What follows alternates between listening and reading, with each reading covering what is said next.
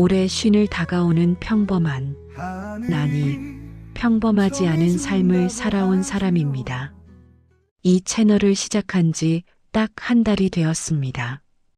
구독자는 손에 꼽을 정도이고 조회수는 말하기도 부끄러울 만큼 적습니다. 사람들은 제게 묻습니다. 왜 그렇게 힘들게 영상을 만드세요? 아픈데 좀 쉬셔도 되잖아요. 유튜브로 돈 벌기도 어려운데 왜 계속하세요? 그럴 때마다 저는 입술이 바싹바싹 마릅니다. 무슨 말부터 어떻게 꺼내야 할지, 어디까지 말해도 되는 건지 아직도 잘 모르겠습니다. 사실 제가 걸어온 길은 남들에게 쉽게 꺼내놓을 수 있는 이야기가 아닙니다.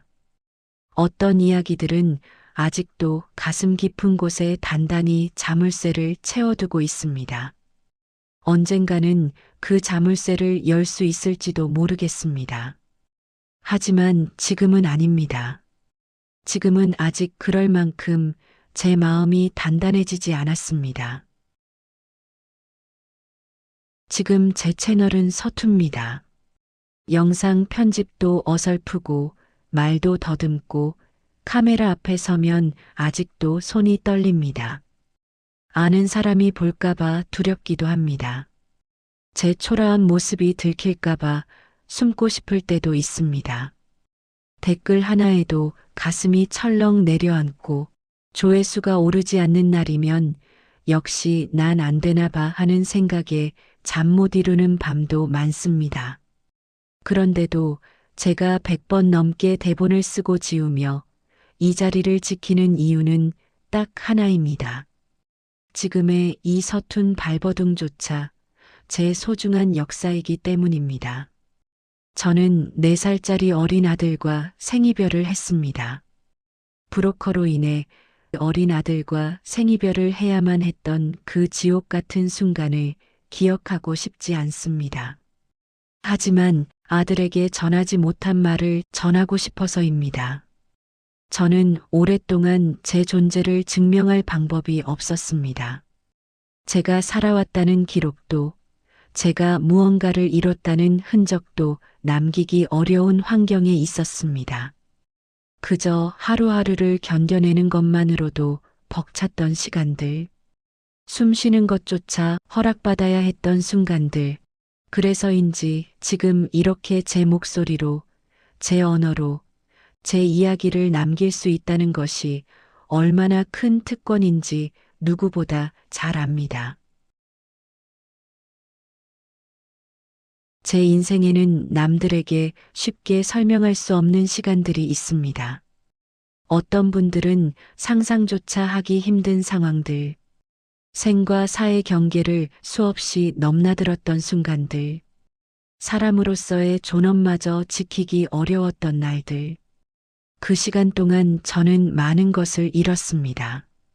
가족도, 친구도, 추억도, 꿈도, 심지어 제 이름조차 제대로 부를 수 없었던 적도 있었습니다. 어떤 고통은 말로 설명할 수 없습니다. 사람들은 가끔 저에게 묻습니다. 그때 어땠어요? 안 무서웠어요? 저는 대답하지 못합니다. 무섭다는 단어로는 설명이 안 되는 감정들이 있기 때문입니다. 공포를 넘어선 무감각, 절망을 넘어선 공허함, 그리고 그 모든 것을 견뎌야만 했던 외로움. 그 외로움 속에서 저는 생각했습니다. 내가 이렇게 사라지면 아무도 내가 살았다는 걸 기억하지 못하겠구나. 그게 가장 두려웠습니다.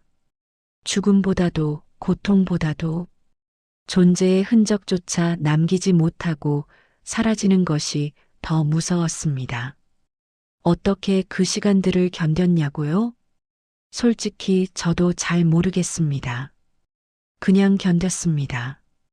견디는 것 말고는 다른 선택지가 없었으니까요.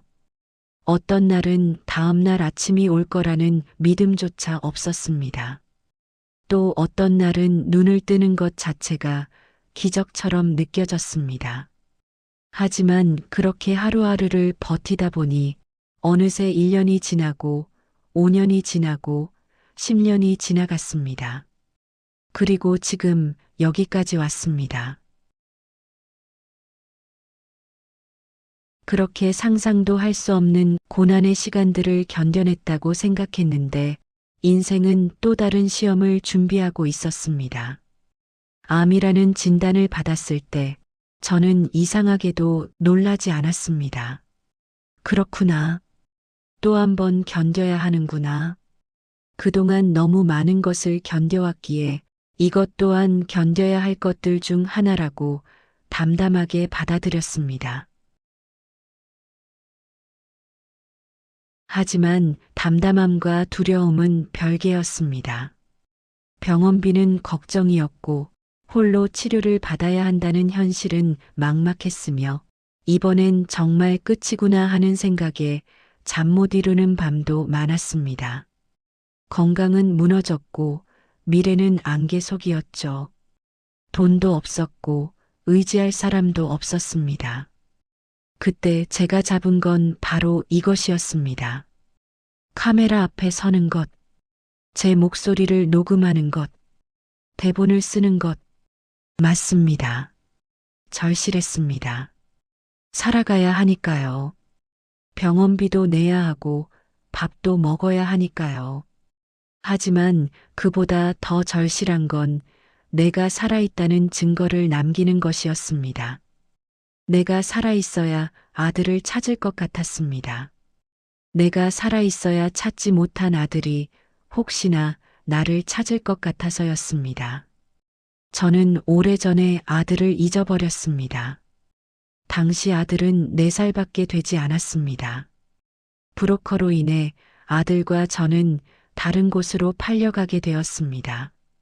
제가 아들을 찾으려 노력하지 않으면 아들은 저를 기억하지 못할 겁니다. 부족하지만 이런 엄마가 있었다는 것을 개인적인 이야기이지만 어디서부터 어떻게 기록으로 남겨야 할지 또 어디까지 말할 수 있을지 예전의 트라우마여서 말을 꺼내는 것조차 힘든 순간들입니다. 나머지 이야기들은 천천히 남기겠습니다. 하지만 힘든 시간들을 기록하려니 가슴이 아프고 아들에 대한 죄책감 때문에 글을 쓰지 못했습니다. 2년 전부터 내가 살아온 날들을 기록하고 싶어 여러 번 시도했습니다. 수첩과 휴대폰에 그리고 노트북에 생각날 때마다 조금씩 기록했습니다. 힘든 시간을 이겨내고 지금까지 살아온 나에게 그리고 아직 전하지 못한 아들에 대한 사랑을 기록하고 싶었습니다. 엄마는 결코 너를 잊지 않고 있다. 엄마는 항상 너와 함께하고 있다. 엄마는 너를 만날 때 떳떳한 엄마로 만나고 싶었다. 오랜 시간을 힘들게 버티고 살아왔다고 아들을 만나면 갑자기 어떤 말부터 해야 할지 몰라서 아주 천천히 조금씩 기록을 했습니다. 문장은 서툴지만 엄마의 마음은 진심으로 아들을 만날 날만 기다리고 기대하고 있다고. 비록 지금은 완벽하지 않고 남들처럼 화려하게 성공한 모습은 아니지만 오늘도 나는 포기하지 않고 무언가를 기록했다는 그 사실 하나가 저를 살게 합니다. 한 달 동안 영상을 만들며 느낀 것이 있습니다. 조회수가 10이든 100이든 1000이든 중요한 건 숫자가 아니라는 것을요. 제가 오늘 이 영상을 만들었다는 것, 오늘도 포기하지 않았다는 것, 그것만으로도 충분히 의미가 있다는 것을 깨달았습니다.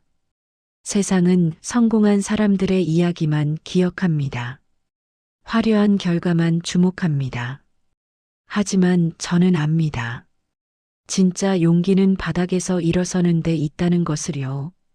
진짜 승리는 포기하지 않는 데 있다는 것을요.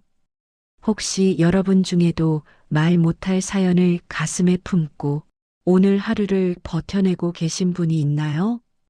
여러분 중에도 아무도 이해하지 못할 고통을 혼자 견디고 계신 분이 있나요? 자신의 존재를 증명할 방법을 찾지 못해 방황하고 계신 분이 있나요? 저는 여러분께 말씀드리고 싶습니다.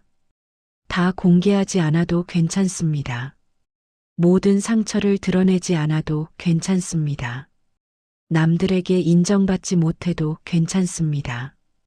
우리가 지금 이 자리에서 무언가를 시작했다는 것, 그리고 느리지만 우리만의 방향을 찾아가고 있다는 것, 그것만으로도 우리는 충분히 존경받을 자격이 있습니다. 저는 아직 제 이야기의 10%도 꺼내지 못했습니다. 90%는 여전히 가슴 깊은 곳에 잠겨 있습니다. 언제쯤 그 이야기들을 꺼낼 수 있을까요? 영원히 못할 수도 있습니다. 하지만 괜찮습니다. 지금 말할 수 있는 것만 말하고 지금 보여줄 수 있는 것만 보여주면 됩니다. 그것이 바로 제가 여러분께 전하고 싶은 메시지입니다. 조만간 저는 조금 더 용기를 내볼 생각입니다. 조금 더 깊은 이야기를, 조금 더 진솔한 마음을 꺼내볼 생각입니다. 그때가 되면 여러분께서도 참 고생 많았네요. 그래도 잘 버텨왔네요. 저도 힘내볼게요. 라고 서로 등을 토닥여 줄 수 있기를 기도합니다. 우리 모두 각자의 속도로 함께 걸어갑시다. 여러분의 존재만으로도 저는 큰 힘을 얻습니다. 속도보다 중요한 건 방향입니다. 그리고 그 방향 끝에는 반드시 우리가 웃을 날이 있을 겁니다. 다음 영상에서 또 뵙겠습니다. 오늘도 버티고 계신 여러분, 정말 수고 많으셨습니다.